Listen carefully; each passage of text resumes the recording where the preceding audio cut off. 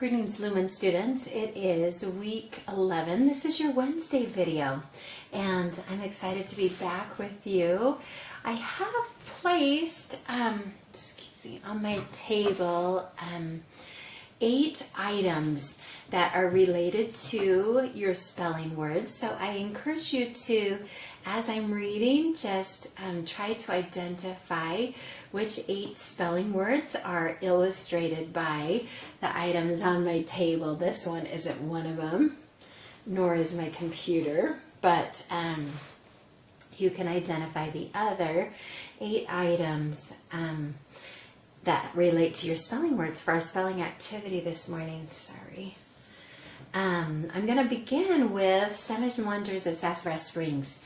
I think it might be fun to start with that, and then I want to introduce our new topic for what we're going to be learning about in history. Oh my goodness. Okay, so today we have a dangling spider. And students, you are working on your action items with dangling and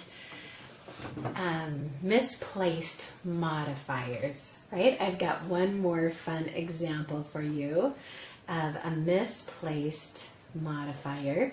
Let's take a look at this sentence and see if you can identify what has been misplaced and where it belongs.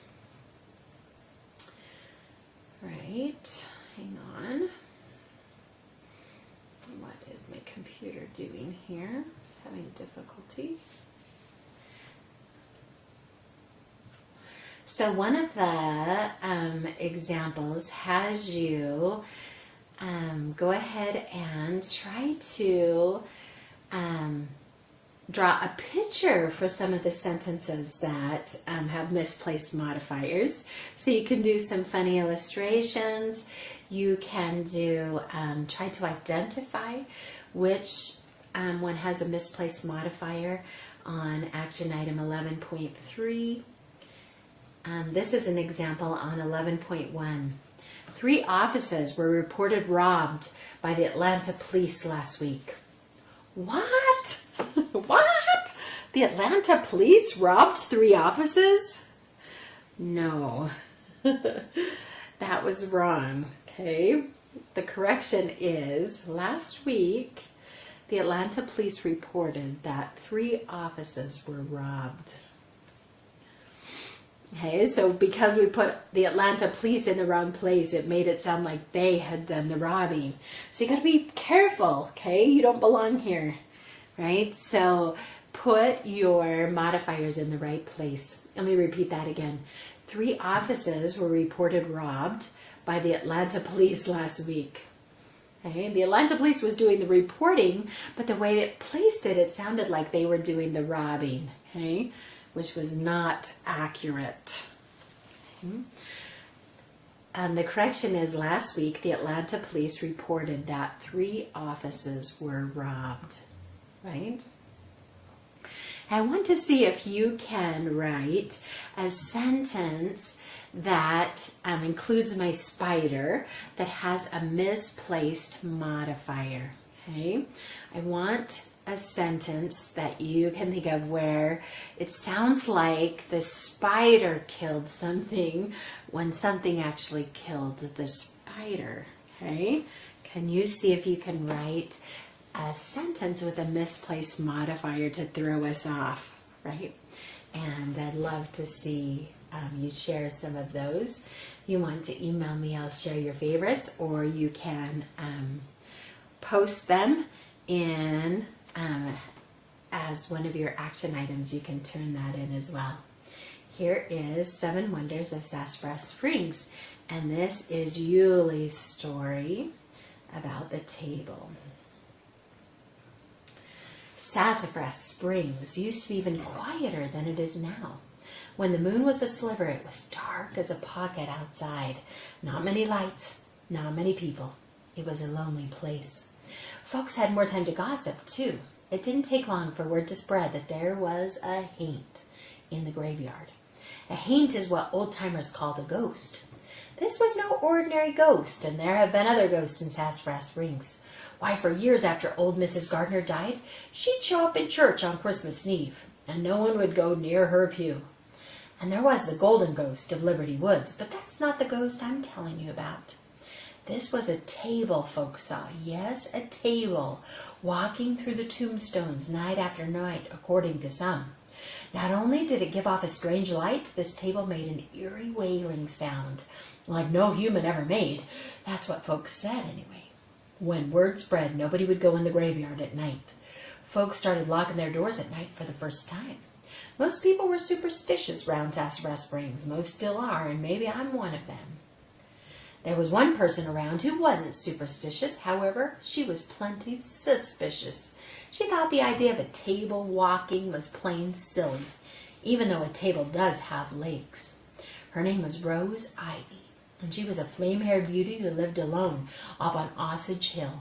Her mom and papa died when she was 18, and she stayed on the farm, keeping a few animals, selling herbs like Violet and I do.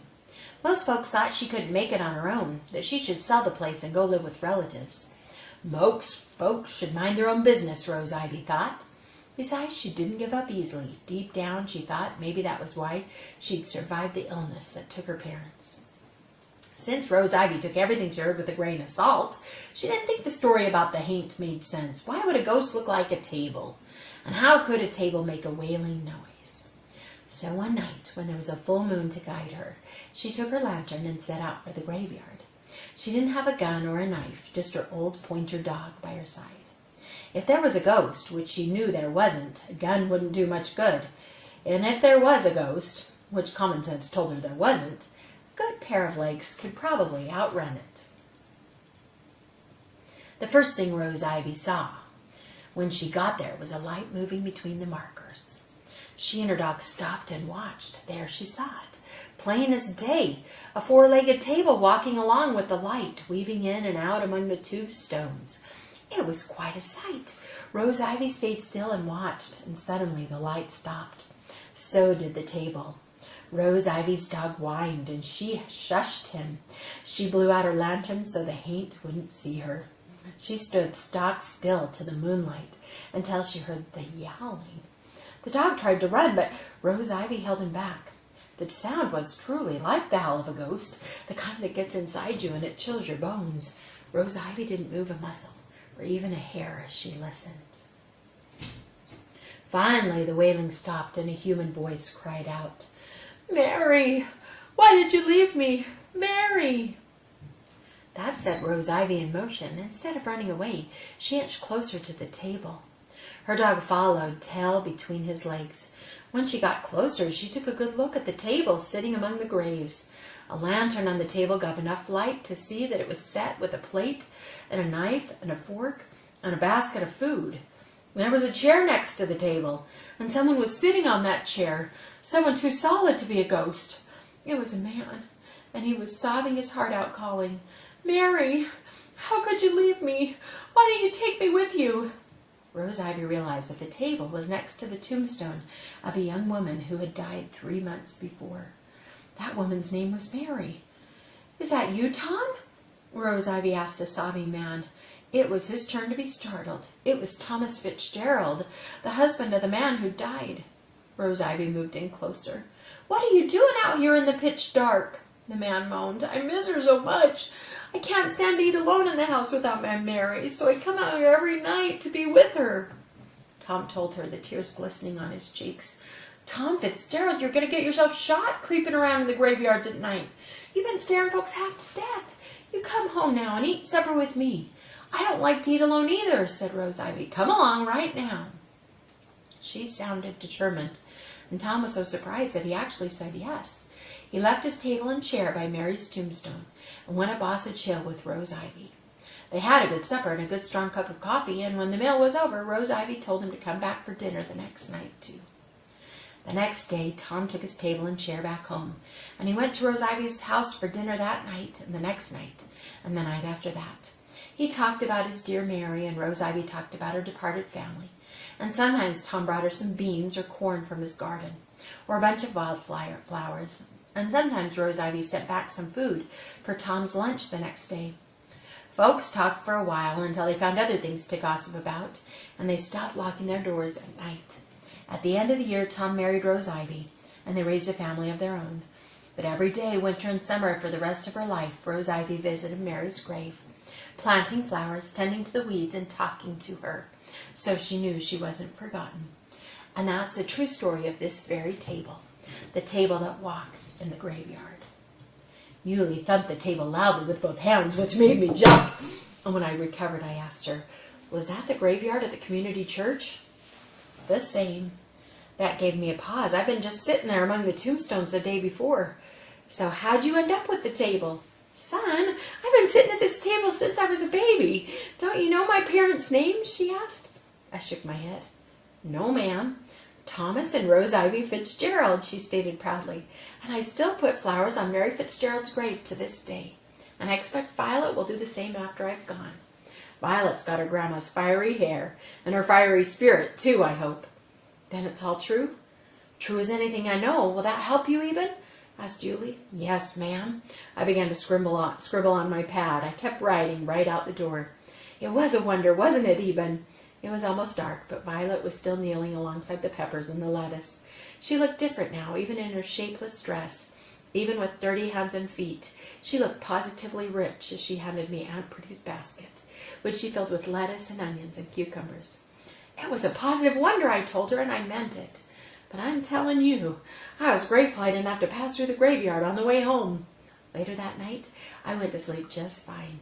Then I had this dream where I was walking in the graveyard alone without even Sal by my side, and I saw a glowing thing passing between the tombstones. I could tell it was no table because it walked upright like a man. I called out, "Who's that?" And the shining thing swiveled around. It was a man in his long johns, and he didn't have a face. I sat up in bed, wide awake and shaking. I had no interest in going back to sleep. I got up and I leaned out the front window to fill my lungs with fresh, cool air. The sight of the moonlit barn, the shadowy oak, and the outline of Redhead Hill was a comfort. I noticed a light flickering below me, and when I leaned further out, I saw Aunt Pretty sitting on the front porch in her big white nightgown. I'd never seen my aunt so quiet, just sitting and staring out at the farm. All right, guys, what do you think?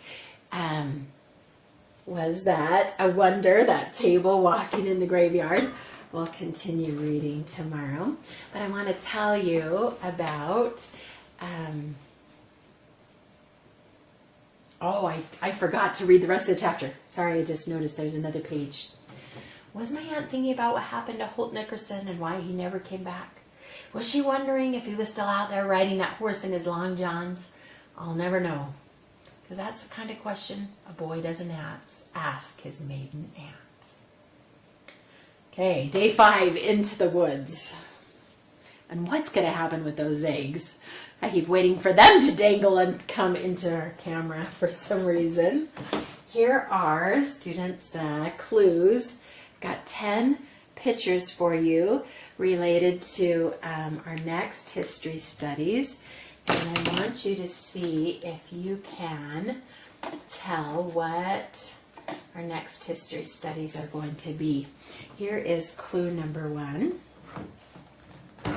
What is going on here, this table?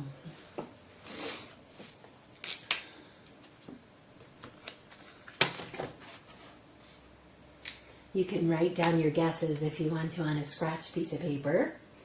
Here's clue number 2. If you know what kind of bird that is, subtract the H. And that'll give you your second word that's related to what we're going to be learning about in history. Here's clue number 3. If you know her name, character in a Disney movie. We're not going to be learning about cats, but that her name is important. Number 3. Here's number 4. If you know his name from a different Disney movie, it is our actual real historical figure. We're going to be learning about him for number 4. Here's number 5. Yeah, this same historical person was in the movie from the previous slide. So I didn't want to use him again, and instead I've gotten a picture from another old movie. Who is that representing a historical figure? Number 6, what game are these children playing? And how does it have to do with the time period that we're going to study? I don't know if you know this one. Some of them are hard, some of them are easy. Eventually I'll tell you the answers to all of them as we go through our studies. How about number 7? What is he doing? And what is he? Here's number 8. Where are they?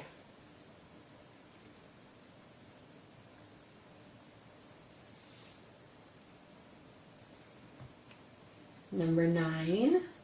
I'm not going to be learning about them specifically, but another group of people that shares that same name. It will make sense, I promise. Write down your guess.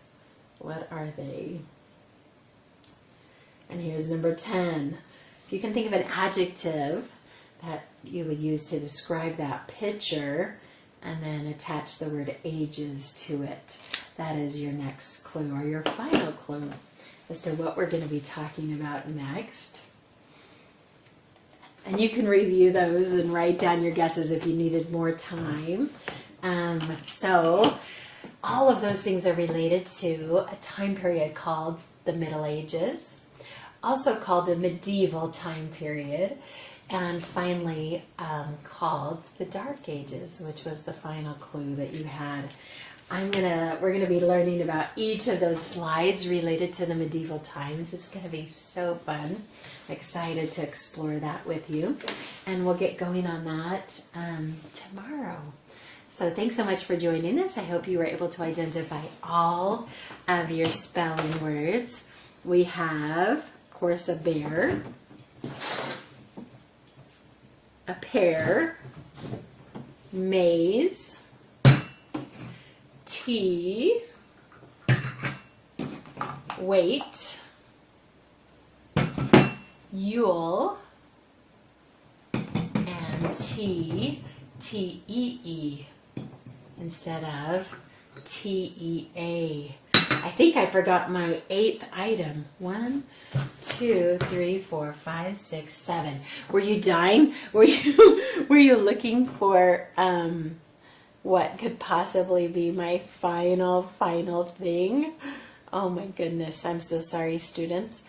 I want to tell you that my final, let me go see if I can find my final item.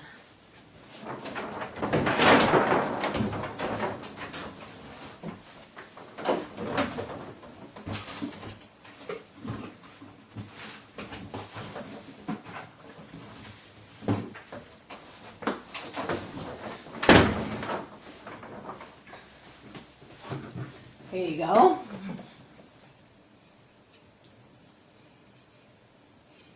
What is the final spelling word? To see, right? Good job. Thank you so much, and we'll catch you next tomorrow.